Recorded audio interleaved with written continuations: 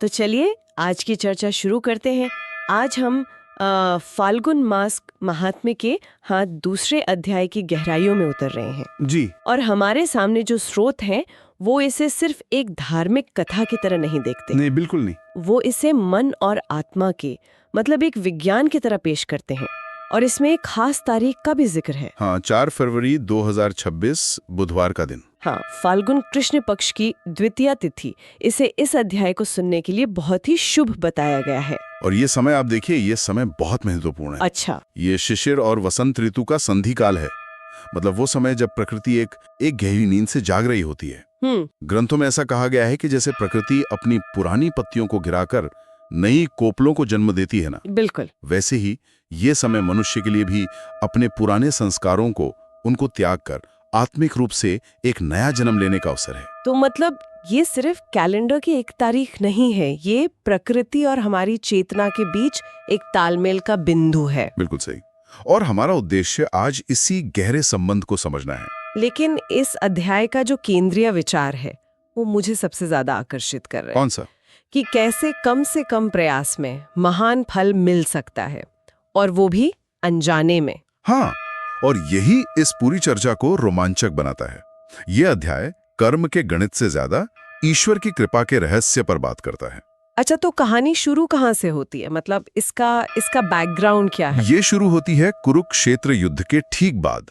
धर्मराज युधिष्ठिर सम्राट बन चुके हैं, लेकिन उनका मन अशांत है। बहुत अशांत। वो लगातार कर्म, पाप और प्रायश्चित के बोझ तले दबे हुए हैं। वो श्री कृष्ण से पूछते हैं कि राजपाट तो मिल गया, पर मन की शांति कहाँ से लाऊं? ये तो एक ऐसा सवाल है जो हर किसी के मन में होता है। और इस गहरे मनोवैज्ञानिक संकट के जवाब में भगवान कृष्ण उन्हें किसी जटिल यज्ञ या तपस्या का रास्ता नहीं बताते। तो वो क्या कहते हैं? वो फाल्गुन कृष्ण पक्ष की द्वितीय तिथि को एक दिव्य औषधि कहते हैं। दिव्य औषधि? हाँ, एक ऐसी दवा जो जन्मों जन्मों से चले आ रहे मानसिक और आत्मिक रोगों को, मतलब हमारे अंदर जो अपराध बोध है, भय है, उसको शांत कर सकती है। लेकिन यहाँ एक बात थोड़ी कंफ्यूजिंग है। हमारे जितने भी नैतिक या कानूनी सिस्टम है वो सब इरादे पर, इंटेंट पर चलते हैं। सही बात है। जानबूझकर किया गया अपराध और अनजाने में हुई गलती में बहुत फर्क होता है। लेकिन यहाँ स्रोत कह रहे हैं कि अनजाने में किया गया पुण्य भी पूरा फल देता है। तो क्या ये उस पूरी समझ को चुनौती नहीं देता? क्या इससे लोग कर्मों के प्रति लापरवाह नहीं हो जाएंगे, ये सोचकर कि चलो गलती से कुछ अच्छा हो ही जाएगा? ये एक बहुत ही वाजिब सवाल है, और इसका जवाब समझने के लिए हमें कर्म के नियम और कृपा के सिद्धांत में फर्क करना होगा। ओके। कर्म का नियम तो वो बिल्कुल गणित जैसा है। जैसा इरादा, जैसा कर्म, वैसा फल। लेकिन कृपा तर्क से परे है। ये अध्याय कर्म के नियम की नहीं, कृपा के बरसने की कहानी सुनाता है। इसे ऐसे समझिए। हाँ, बताइए। जैसे आपने अनजाने में एक बीज गिरा दिया और आप उसे भूल गए, लेकिन सही मिट्टी और मौसम मिलने पर वो एक विशाल पेड़ बन गया। अच्छा। शिकारी का वो कर्म उसी बीज की तरह था। उसने जानबूझकर नहीं बोया, लेकिन फाल्गुन द्वितीया की भूमि इतनी उपजाऊ थी कि उसका फल उसे मिलना ही था। ये बहुत अच्छी मिसाल है। तो इस बात को और समझाने के लिए कथा एक और संवाद की तरफ जाती है ना? हाँ, राजा मानधाता और महर्षि लोमश के बीच। और राजा एक बहुत ही प्रैक्टिकल सवाल पूछते हैं, भगवान कोई ऐसा सरल मार्ग बताइए जिससे बिना कठोर तपस्या की स्वर्ग मिल सके। ये सवाल तो शायद हम सबके मन में होता है। बिल्कुल होता है।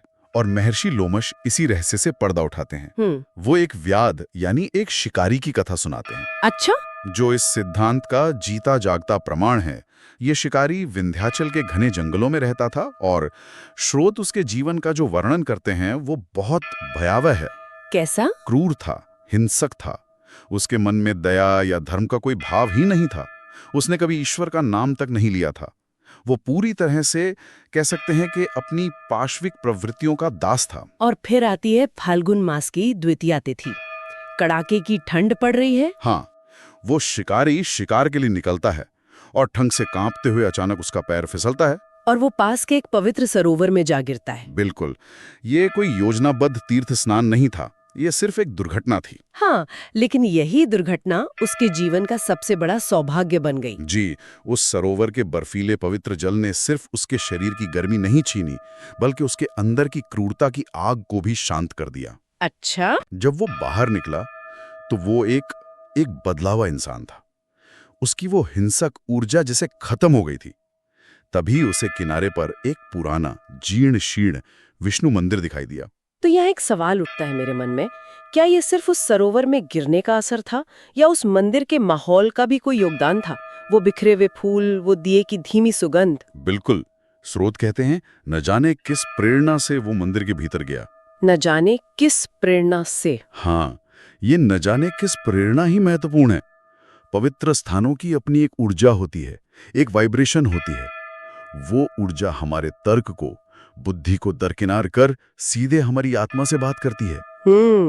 उसने अंदर जाकर बस भगवान को प्रणाम किया, न कोई मंत्र न कोई विधि, क्योंकि उसे कुछ आता ही नहीं था, कुछ नहीं पता था। लेकिन उस एक क्षण में जब उसका मन पूरी तरह शांत और अहंकार शून्य था, उसका जुड़ाव सीधा परमात्मा से हो गया। और कथा कहती है कि उसी पल उसके सारे पाप नष्ट हो गए, उसे खुद भी पता नहीं चला। ये तो अविश्वसनीय लगता है।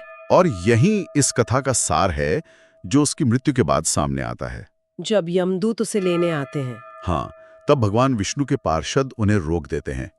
यमदूत तर्क करते हैं कि इसने तो जीवन भर पाप किए हैं। हाँ, उनका तर्क भी अपनी जगह सही है। तब विष्णु के पार्षद कहते हैं, तर्क अपनी जगह है, पर इस जीव ने अनजाने में ही सही फाल्गुन द्वितीया को पवित्र स्नान और भगवत दर्शन का पुण्य प्राप्त किया है। अच्छा। इसलिए ये कर्म के विधान से ऊपर उठकर कृपा के विधान में आ गया है। ये अब वैकुंठ का अधिकारी है। तो इसका मतलब ये हुआ कि ईश्वर की कृपा हमारी पात्रता, हमारी योग्यता की मोहताज नहीं है। बिल्कुल नहीं, ये तो बस सही समय पर एक शुद्ध भाव के साथ उठाए गए कदम पर निर्भर करती है, चाहे वो कदम जानबूझकर उठाया गया हो या अनजाने में। ये मनोविज्ञान के बिगिनर्स माइंड जैसा है। जब आप मान लेते हैं कि आपको कुछ नहीं पता, तभी आप असल में कुछ सीखने के लिए खुलते हैं। बिल्कुल सही कहा। शिकारी का अहंकार शून्य था क्योंकि उसे धर्म का कुछ आता ही नहीं था। शायद सबसे गहरी भक्ति की शुरुआत इसी अज्ञान को स्वीकार करने से होती है, न कि ज्ञान के प्रदर्शन से। ये कहानी तो सच में अविश्वसनीय है, लेकिन सवाल ये उठता है कि क्या हम आज के जीवन में इस कृपा को जानबूझकर आकर्षित कर सकते हैं? क्या स्रोत इस बारे में कुछ व्यवहारिक रास्ते बताते हैं? हाँ, बिल्कुल बताते हैं। कथा के बाद अध्याय का दूसरा हिस्सा इसी पर केंद्रित है। स्रोत दो नामों के स्मरण पर विशेष बल देते हैं, अर्यमा और गोविंद। अर्यमा, ये कौन है और उनका स्मरण क्यों महत्वपूर्ण है? अर्यमा देव पितरों के अधिष्ठाता हैं। देखिए, आधुनिक मनोविज्ञान भी मानता है कि हम पर हमारी पिछली पीढ़ियों के संस्कारों और कर्मों का गहरा प्रभाव पड़ता है। हाँ, जिसे एंसेस्ट्रल ट्रॉमा या एपिजेनेटिक्स भी कहते हैं। बिल्कुल। तो अर्यमा का स्मरण उन अनजाने मानसिक और भावनात्मक बोझ को शांत करने का एक आध्यात्मिक उपाय है। इससे पितृ संतुष्ट होते हैं और पितृ दोष से जीवन में आने वाली रुकावटें दूर होती हैं।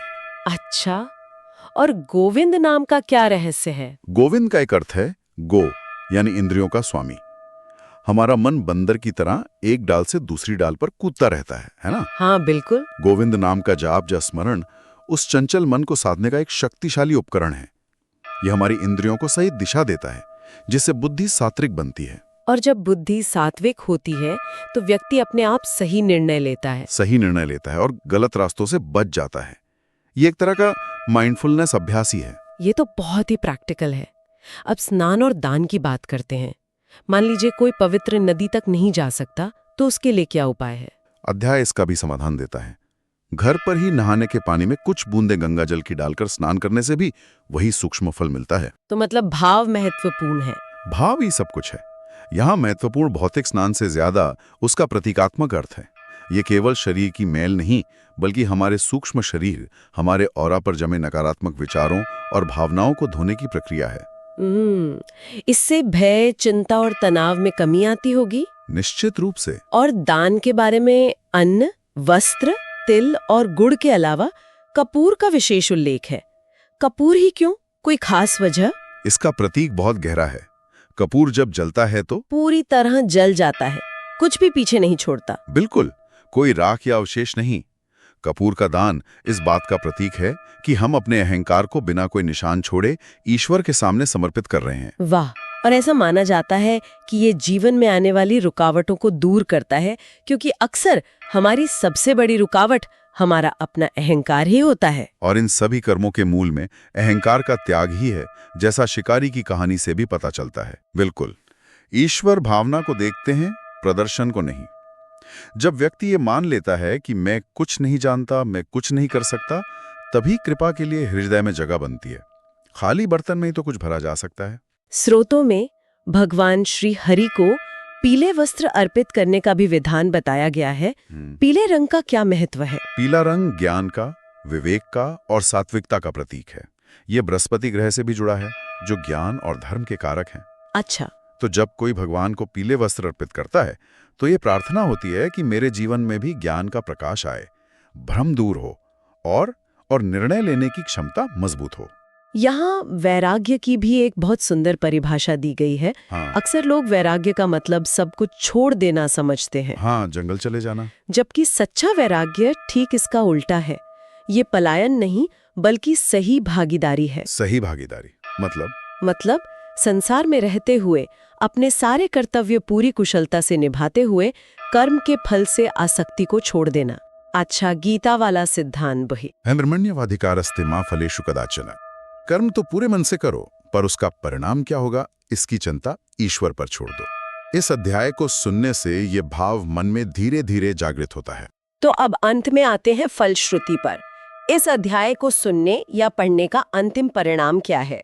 ग्रंथ कहते हैं कि इसका फल राजसूय यज्ञ के बराबर है। हाँ, और ये हर उम्र और हर अवस्था के व्यक्ति के लिए कल्याणकारी है। एक गृहस्थ के जीवन में संतुलन आता है, क्योंकि आसक्ति कम होने से पारिवारिक कलह घटती है। बिल्कुल। एक विद्यार्थी की बुद्धि निर्मल होती है, जिससे उसकी एकाग्रता, उसकी स्मरण शक्ति बढ़ती है, और एक वृद्ध व्यक्ति का मनन मृत्यु के भय से मुक्त हो जाता है। उसे ईश्वर की कृपा पर विश्वास हो जाता है। हाँ। एक और बहुत गहरी बात कही गई है कि इसे सुनने वाला व्यक्ति मुश्किल से मुश्किल परिस्थितियों में भी निराश नहीं होता।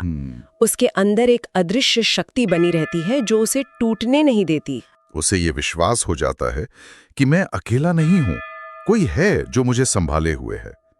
और ये विश्वास, ये दुनिया का सबसे बड़ा संबल है। और अंत में भगवान कृष्ण युधिष्ठिर से जो कहते हैं, वो शायद हम सब के लिए सबसे बड़ी आशा की किरण है। वो कहते हैं कि जीवन में कभी देर नहीं होती। बिल्कुल। कृष्ण कहते हैं, हे धर्मराज, पश्चाताप की अग्नि में जलने की आवश्यकता नहीं है। यदि मनुष्य आज इसी क्षण भी ईश्वर की ओर एक कदम बढ़ाता है, तो ईश्वर 100 कदम आगे बढ़कर उसे अपनी शरण में ले लेते हैं। हाँ, जिस क्षण व्यक्ति अपनी गलती मानकर मुड़ता है, उसी क्षण उसके लिए मुक्ति का नया रास्ता खुल जाता है। तो उस विशेष दिन यानी 4 फरवरी 2026 के लिए स्रोतों में क्या सलाह दी गई है? क्या कोई बहुत जटिल अनुष्ठान करना है? नहीं, बिल्कुल नहीं। सलाह बहुत ही सरल और सहज है। प्रातःकाल स्नान करें, चाहे घर पर ही सही। ठीक है। मन ही मन भगवान गोविंद का स्मरण करें और अपनी क्षमता के अनुसार किसी असहाय या जरूरतमंद की मदद करें, चाहे एक रोटी देकर या किसी से 2 मीठे शब्द बोलकर। फिर से वही बात। हाँ, श्रोतों बार बार एक ही बात पर जोर देते हैं, भावना ही सबसे बड़ा साधन है। आपके पास कुछ भी ना हो, पर मन में सच्ची करुणा और श्रद्धा है, तो आपका कर्म सीधे परमात्मा तक पहुंचता है। तो कुल मिलाकर फाल्गुन मास का यह दूसरा अध्याय हमें सिखाता है कि भक्ति का मार्ग डराने वाला या जटिल नहीं है, बल्कि सरल, सहज और भावपूर्ण समर्पण का मार्ग है। हाँ, ये अपराध बोध से आशा की ओर और बंधन से मुक्ति की ओर एक सुंदर यात्रा है। बिल्कुल सही। और मैं श्रोताओं के लिए एक अंतिम विचार छोड़ना चाहूंगा। जी जरूर। व्याध की कथा यह बताती है कि कृपा तब भी मिल सकती है जब कोई उसे खोज नहीं रहा हो। यह हमें सोचने पर मजबूर करता है कि हमारे अपने दैनिक जीवन में अनजाने में कृपा के कितने क्षण आते होंगे, जिन्हें हम अपनी व्यस्तता में पहचान ही नहीं पाते। हाँ, अपनी व्यस्तता और अज्ञान में। और यदि हम समय की इस पवित्रता और अपने हर छोटे बड़े कर्म के प्रति थोड़े और जागरूक हो जाएं, तो हमारे जीवन में क्या कुछ नहीं बदल सकता।